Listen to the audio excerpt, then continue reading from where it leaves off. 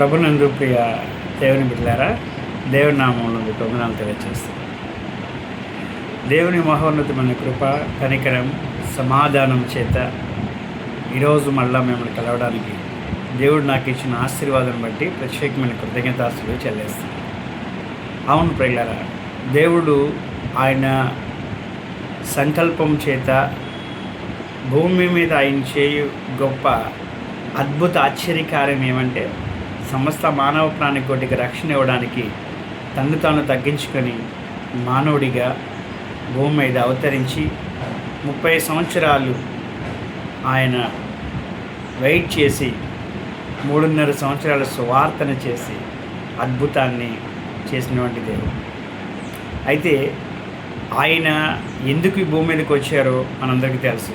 కేవలము అనేకసార్లు పలుమార్లు ఆయన ప్రసంగాల్లో కూడా చెప్తూ ఉంటారు, నశించిపోయిన దాన్ని వెతికి రక్షించడానికి ఆయన భూమి మీదకి వచ్చారు. సరే, ఇప్పుడు నేను మాట్లాడబోతున్నది ఏమంటే, యేసుక్రీస్తు ప్రభువారు తన జీవిత కాలంలో చేసినటువంటి సువార్త ఒక భాగం అయితే, కేవలం సిలువ మీద ఉండి 9 గంటల నుండి 3 గంటల మధ్యలో చేసినటువంటి సువార్త మహా అద్భుతం. 7 వండర్స్ అని మనం చెప్పవచ్చు. మహా అద్భుతం. మరొక మాట ఏం చెప్పొచ్చు అంటే, దాన్నే మరణ వాంగ్మూలం అని చెప్పచ్చు. ఒక న్యాయాధిపతి అంటే ఒక జడ్జి ట్రీట్మెంట్ మనకి తీర్పు తీర్చేటప్పుడు అతను రాలేని పరిస్థితిలో ఉన్నప్పుడు ఆయన దగ్గరికి వెళ్ళి స్టేట్మెంట్ రికార్డ్ చేస్తాడు. అది చాలా పవర్ఫుల్ అనమాట. దాని ముందు ఏ సాక్ష్యాలు కూడా పనికిరావు. అంతటి పవర్ఫుల్. దాన్ని ఏమంటారంటే మరణ వాంగ్మూలము, అంటే మరణించక ముందు చెప్పేటువంటి నిజాలు, సత్యాలు అన్నమాట. అయితే పరిశుద్ధ లేఖన భాగంలో యేసుక్రీస్తు ప్రభువారు చెప్పినటువంటి ఆ సత్యాల్లో మరి శక్తివంతమైనటువంటి సత్యాలు మనం చూస్తూ ఉంటాం. దాంట్లో మొదటిగా మనం చూసినట్లయితే లూకాసు సువార్త 23వ అధ్యాయము 34వ వచనంలో, అందుకు యేసు, తండ్రి వీరేమి చేయుచున్నారో వీరెరుగరు కనుక వీరిని క్షమించము. ఏమంటున్నాడు? తండ్రి వీరేమి చేయుచున్నారో వీరెరుగను కనుక వీరిని క్షమించండి అని ఆయన మాట్లాడుతూ ఉన్నాడు. ప్రియ సహోదరుడా, యేసుక్రీస్తు ప్రభువారు తండ్రి అని సంబోధించారంటే ఆయనకు పైన తండ్రి ఉన్నారని కాదు, గౌరవం, రెస్పెక్ట్. తండ్రి మనం కూడా అనేక సార్లు ఉపయోగిస్తుంటాం. సరే, అది అంశం కాదు. కానీ ఇక్కడ ఆయన అంటున్నది, వీరేమి చేయుచున్నారో వీరు ఎరుగున కనుక ఏం చేయమంటున్నాడు? క్షమించమంటున్నాడు. విజ్ఞాపన చేస్తున్నాడు. చూసారా? విజ్ఞాపన చేస్తున్నాడు. అయితే ఈ విజ్ఞాపన ప్రతిదీ కూడా యేసుక్రీస్తు ప్రభు వారు లేఖనం నెరవేర్చడం కోసమే చెప్పారు. మీరు మత్తయి సువార్త 5వ అధ్యాయం 44వ వచనంలో చూసినట్లయితే రాయబడింది, మిమ్మల్ని హింసించే వారి కొరకు ప్రార్థన చేయుడి. అంటే ఆ వాక్యం నెరవేర్పు, మిమ్మల్ని హింసించే వారి కొరకు ప్రార్థన చేయుడి. మత్తయి సువార్త 5వ అధ్యాయం 44వ వచనం.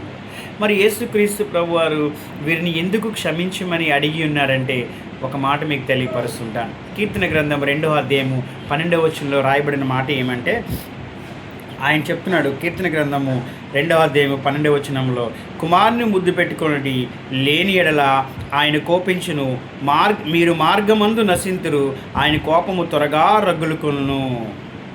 చూసారా? ఏమంటున్నాడైనా?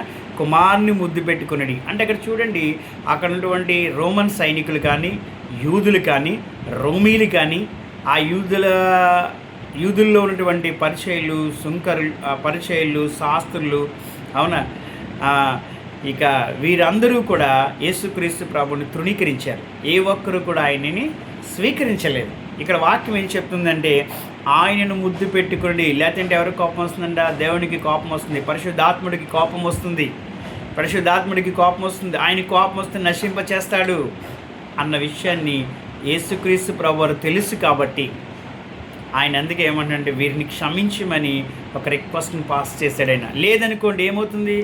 ఆయన దేవుణ్ణి స్వీకరించలేదు కనుక, వారి దేవుణ్ణి స్వీకరించలేదు కనుక, ఇంకా మీకు ఇంకొక మాట తెలియపరుస్తాను. ఎందుకంటే ఇదే లేఖన భాగంలో రోమిల్ రాసిన పత్రిక 1వ అధ్యాయం 21వ వచనం ఉంటుంది, మరియు వారు దేవుణ్ణి ఎరిగియు ఆయన దేవునిగా మహిమపరచలేదు, కృతజ్ఞతలు చెల్లింపలేదు అని వాక్యం చెప్పబడుతూ ఉంది. ఏంటంటే రోమిల్ రాసిన పత్రిక 1వ అధ్యాయము 21 అంటుంది, ఆయన దేవుణ్ణిగా ఎరిగి కూడా ఏం చేయలేదంట?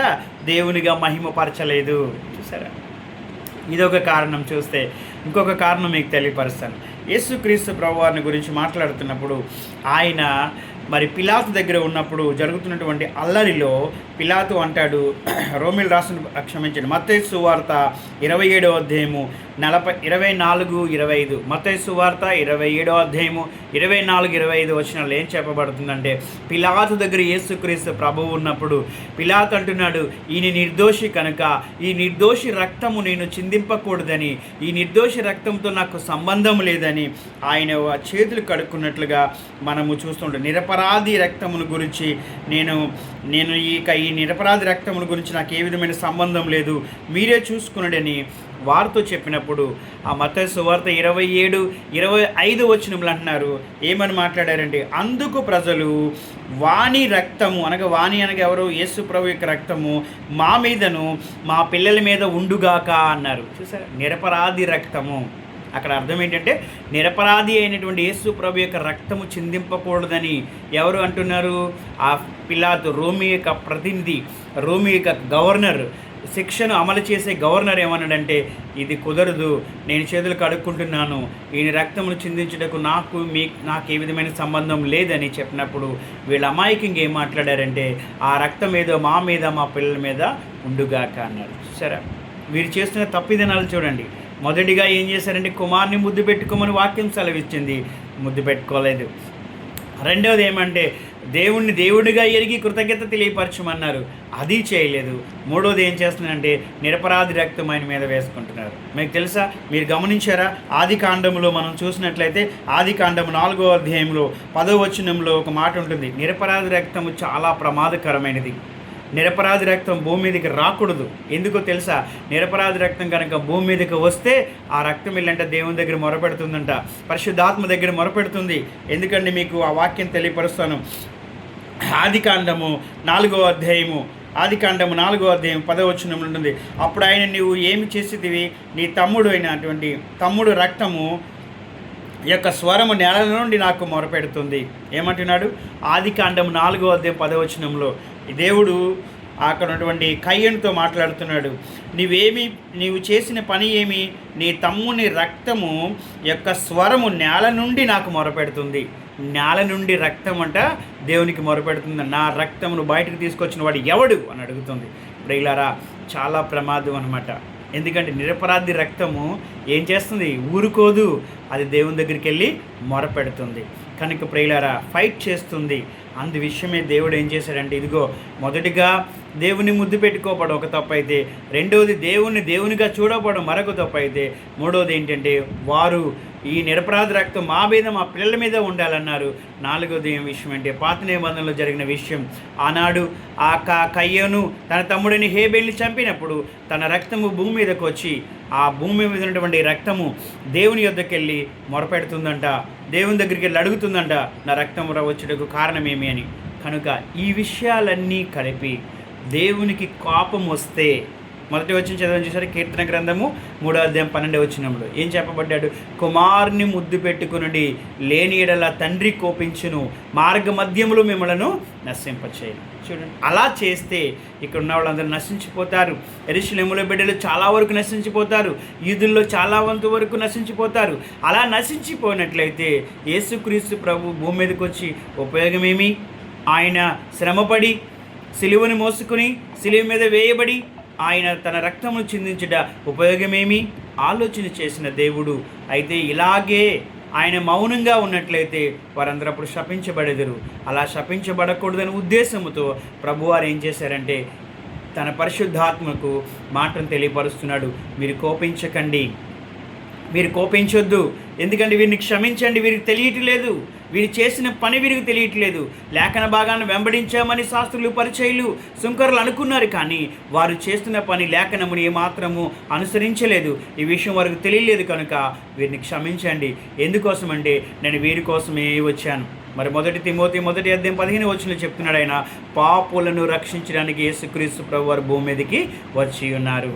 కనుక ప్రియ దేవుని బిడ్డలారా, ఈయన సిలువలో పలికినటువంటి మొదటి మాట యొక్క సారాంశము, మొదటి మాట యొక్క ఉద్దేశం అది. అయితే మరి క్షమించమన్న పదం చాలా మంచి విషయం. ఎందుకంటే ప్రియులారా, యేసుక్రీస్తు ప్రభువారు తెలియపరుస్తున్నారు, క్రైస్తవ జీవితానికి ప్రాముఖ్యమైన విషయం ఏంటంటే క్షమించుట. ఫర్గివ్నెస్. మనం క్షమించగలగాలి. ఒక విశ్వాసికి పునాది, ఒక విశ్వాస జీవితంలో అడుగులను వేస్తున్నప్పుడు నీక అడుగుల యొక్క బలం, అడుగులకు కావాల్సినటువంటి శక్తి ఎక్కడి నుంచి వస్తుందంటే, ఎక్కడ వస్తుందంట, నీ శత్రువును ప్రేమించగలగాలి. నువ్వు పరలోకమందున నీ తండ్రికి నువ్వు కుమారుడు అవ్వాలంటే మత్తయి సువార్త 5:44 చెప్తుంది, పరలోకమందున్న తండ్రికి మీరు కుమారులగునట్లు మీ శత్రువులను ప్రేమించుడి, మిమ్మల్ని హింసించే వారి కొరకు ప్రార్థించుడి అంటే. ఒకసారి పేతురికి డౌట్ వస్తుంది, అయ్యా మరి మమ్మల్ని క్షమించమన్నారు కదా. మత్తయి సువార్త 18:21 వచ్చిన డౌట్ ఏంటంటే, పేతురు అడుగుతాడు, అయ్యా మమ్మల్ని క్షమించమన్నారు, ఎన్ని మార్లు మట్టి మీకు క్షమించాలి? 7 మార్లు క్షమించాలా, అవునా? లేకపోతే ఇంకా ఏ విధంగా మేము క్షమించాలి అని అడిగినప్పుడు యేసు ప్రభువారు చక్కని సమాధానం చెప్పారు. మీరు చదవండి మత్తయి సువార్త 18:21 మొదలుకొని. అక్కడ ఆయన చెప్తున్న మాట ఏమంటే, 7 మార్లు కాదు, 70 ఏళ్ల మారు అన్నాడు. 70 ఏళ్ళు అంటే 70 ఇయర్స్, 70 సంవత్సరాల వరకు క్షమించమన్నాడు. ఎందుకు దేవుడు 70 అనే పదాన్ని ఉపయోగించాడంటే, కీర్తనకారుడు దాని అర్థం చెప్పాడు. ఏమన్నాడు? కీర్తన గ్రంథము 90:10 అంటాడు, నా ఆయుష్కాలము 70 సంవత్సరములు, అధిక బలము 80 సంవత్సరాలు. అంటే మానవుడు ఆయుష్కాలం ఎంత? 70 సంవత్సరాలు. కాబట్టి నీ దేవుడు 70 ఏళ్ల మారు అన్నాడంటే అర్థం ఏంటంటే, నువ్వు మరణించేంత వరకు, నీ భూమి మీద నీ ప్రాణమును, నీ బ్రతుకుని చాలించేంత వరకు, ఒక్కసారి క్రైస్తవుడుగా నువ్వు మారినట్లయితే, ఒక్కసారి క్రీస్తును నువ్వు రక్షకుడిగా ఒప్పుకున్నట్లయితే, ఖచ్చితంగా నీ జీవితకాలం అంతటిలో కూడా క్షమాపణ అనేది ఒక అద్భుతమైన ఆయుధముగా నువ్వు ఉంచుకోవాలి. అద్భుతమైన ఆయుధముగా నువ్వు ధరించాలి. ఆ ఆయుధాన్ని యేసు ప్రభువు కోరుకుంటున్నదంటే, క్షమాపణ ఆయుధము ప్రతి మానవుడు, ప్రతి విశ్వాసి ధరించాలని యేసుక్రీస్తు ప్రభువు మరణ వాంగ్మూలముగా తెలియపరిచారు. ఎందుకంటే చాలా శక్తివంతమైంది. చివరి మాటలు, ఇంకా ప్రభువు శరీరధారిగా భూమి మీద ఉండడు. ఆయన తన శరీరాన్ని చాలించి ఆత్మరూపుడుగా మళ్ళీ మారబోతా ఉన్నాడు, తండ్రిలో కలబోతా ఉన్నాడు. ఆయనటువంటి మాట్లాడుతున్న మాట ఏమంటే, ఒకే ఒక మాట చెప్తున్నాడు. మరణ వాంగ్మూలంలో ప్రియ దేవుని బిడ్డలారా, చాలా శక్తివంతమైన మాట.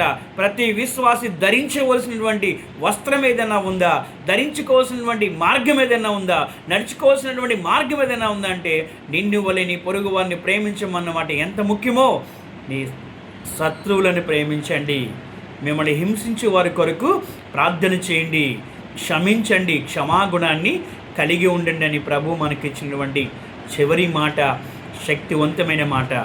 ఆ మాటని యేసు ప్రభువారు సిలువలో మొదటిగా పలికి ఉన్నారు. కనుక ప్రియమైన దేవుని బిడ్డలారా, మరి భూమి మీద ఉండి ఆయన చేసినటువంటి సువార్త అంతా ఒక భాగం అయితే, ఆయన చివరి క్షణములో చేసిన సువార్త మహా అద్భుతం.